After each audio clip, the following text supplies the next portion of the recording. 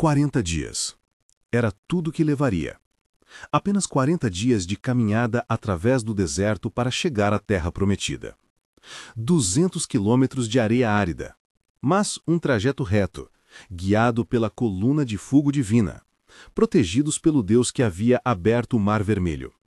40 dias simples. Era o que os israelitas esperavam. Mas Deus conhecia o coração, e o coração deles, repleto de medo, dúvida e infidelidade, transformaria aqueles 40 dias em 40 anos. Após sair do Egito e atravessar o Mar Vermelho, em milagre extraordinário, o povo de Israel adentrou o deserto. Durante 3 dias, nenhuma água foi encontrada. Quando finalmente chegaram a um poço, em Mara, descobriram que a água era amargosa e impotável. E ali começou a primeira murmuração, o primeiro clamor de desespero, o primeiro grito contra Moisés. O que beberemos? Deus providenciou água doce, transformando a amargura em doçura. Mas a semente da dúvida já havia germinado no coração do povo. Conforme viajavam, a provisão divina continuava. Maná caía do céu cada manhã. Pão celestial que alimentava milhões. Codornizes vinham em nuvens, trazendo proteína abundante. Água jorraria de rochas quando necessário. Mas o povo não via provisão. Apenas via o deserto. Apenas sentia fome ocasional. Apenas experimentava sede ocasional. E murmuravam: Por que nos tirou do Egito para morrermos aqui no deserto de fome e de sede? Clamavam. Estavam esquecendo dos milagres. Estavam esquecendo da libertação. Estavam esquecendo de que Deus havia demonstrado seu poder contra o próprio Egito, a superpotência daquela época. Mas havia um ponto de virada crítico que ocorreria em Cádiz Barneia. Aquele momento que mudaria tudo. Quando se aproximaram de Canaã, Moisés enviou 12 espias, um de cada tribo, para explorar a terra e retornar com relatório. 40 dias os espias estiveram na terra. 40 dias explorando, observando, avaliando. E retornaram com relatórios conflitantes. 10 dos 12 espias voltaram com relatório aterrorizante. É uma terra boa e fértil, verdadeiro. Mas o povo que habita lá é forte demais. As cidades são fortificadas. Há gigantes lá, os anaquins. E nós parecemos gafanhotos perto deles. Apenas 2 espias, Josué e Calebe, retornaram com relatório diferente.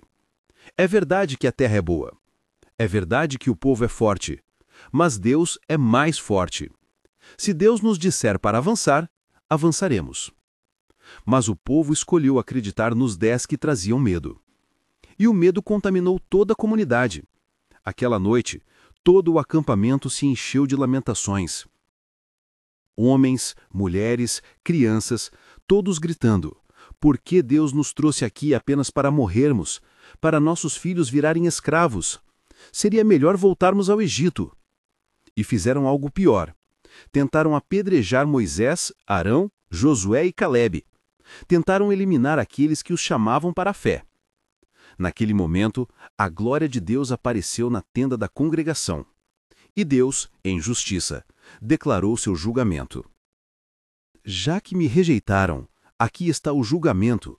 Aqueles que saíram do Egito, os que viram meus sinais e meus milagres, não entrarão na terra prometida. Seus filhos, porém, os que agora têm menos de 20 anos, entrarão na terra. Mas vós, os adultos da geração atual, perambularão no deserto por 40 anos. 1 ano por cada dia que os espias estiveram em Canaã. E nenhum de vós entrará em Canaã. Era sentença de morte. 40 anos de peregrinação, até que aquela geração de infiéis perecesse no deserto.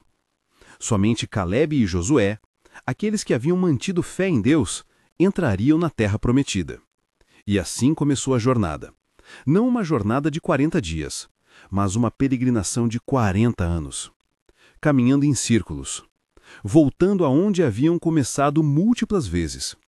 O deserto tornou-se não apenas um lugar, tornou-se uma punição.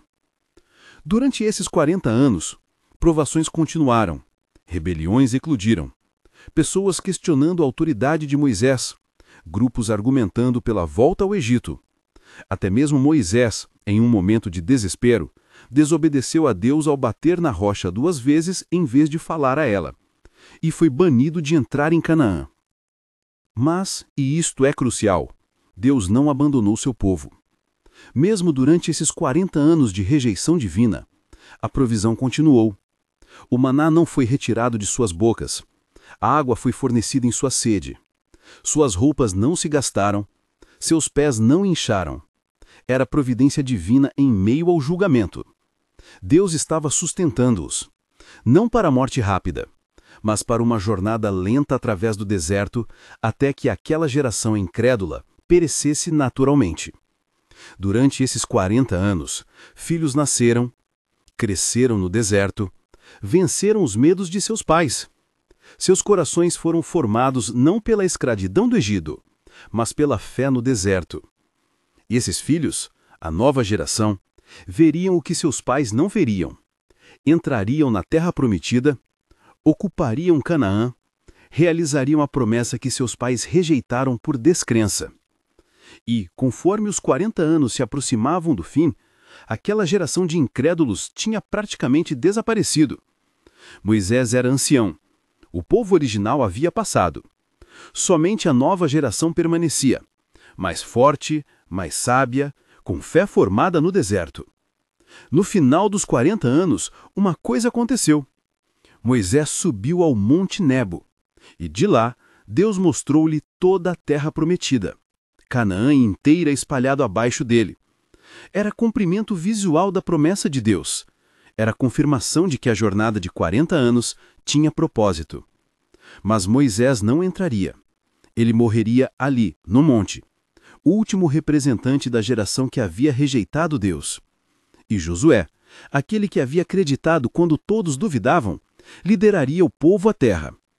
A jornada dos 40 anos ensinou lições profundas, que fé não é opcional, que dúvida tem consequências, que Deus é fiel mesmo quando somos infiéis e que às vezes a caminhada para a promessa é mais longa porque nossos corações precisam ser transformados.